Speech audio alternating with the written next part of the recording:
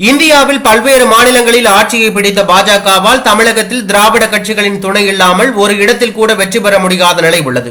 இதனையடுத்து தென் மாநிலத்தின் மீது பார்வையை திருப்பிய பாஜக தேசிய மேலிடம் அடுத்தடுத்து பல்வேறு நடவடிக்கைகளை மேற்கொண்டது. அந்த வகையில் 2014ஆம் ஆண்டு தமிழக பாஜக தலைவராக தமிழிசையை நியமித்தது. அவரின் தீவிர செயல்பாட்டால் பாஜகவின் வளர்ச்சிக்கு முக்கிய காரணமாக அமைந்தார். தமிழகம் முழுவதும் பாஜகவின் பெயர் வேகமாக பரவியது.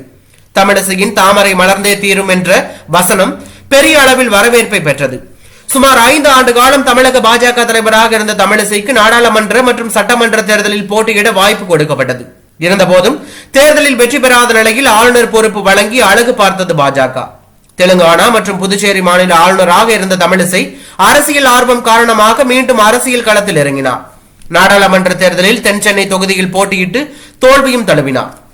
இதனால் ஆளுநர் பதவியும் இல்லாமல் கட்சி பொறுப்பும் இல்லாமல் தமிழிசை இருந்து வருகிறார். இந்நிலையில் வழக்கம் போல செய்தியாளர்களை தமிழிசை சந்தித்து கருத்துக்களை கூறி வந்தார்.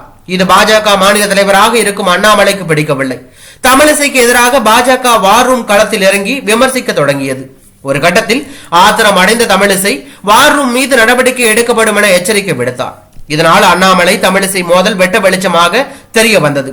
இதனையடுத்து ஆந்திரா மாநில முதலமைச்சர் பதவியேற்பு விழாவில் கலந்து கொண்ட தமிழிசையை பொது மேடையிலேயே கடுமையாக எச்சரித்தார் அமித்ஷா. இதனால் சில நாட்கள் அமைதி காத்த தமிழிசை மீண்டும் பேச தொடங்கினார்.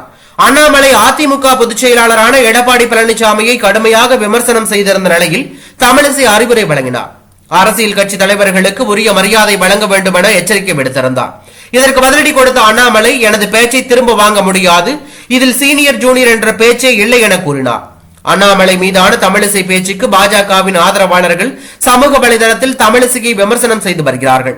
தமிழிசை பாஜகவிற்கு செய்ததை விட அவருக்கு பாஜக அதிகம் செய்துவிட்டதாக தெரிவித்து வருகிறார்கள். எனவே தமிழிசை அரசியலிலிருந்து ஒதுங்கி இருக்க வேண்டும் என கேட்டுக் கொண்டிருக்கிறார்கள். இந்நிலையில் தமிழிசை திடீரென தனது சமூக வலைதள பக்கத்தில் தன் நெஞ்சறிவது பொய்யற்க பொய்த்த பின் தன்னெஞ்சே தன்னை சுடும் என்ற திருக்குறள் ஒன்றை பதிவு செய்துள்ளார். அதன் விளக்கமானது மனசாட்சிக்கு எதிராக பொய் சொல்லக்கூடாது, அப்படி சொன்னால் சொன்னவரின் மனமே அவரை தண்டிக்கும் என அவர் பதிவு செய்துள்ளது பரபரப்பை ஏற்படுத்தி உள்ளது. இந்த பதிவு யாரை குறித்து தமிழிசை வெளியிட்டார் என நெட்டிசன்கள் கேள்வி எழுப்பி வருகிறார்கள்.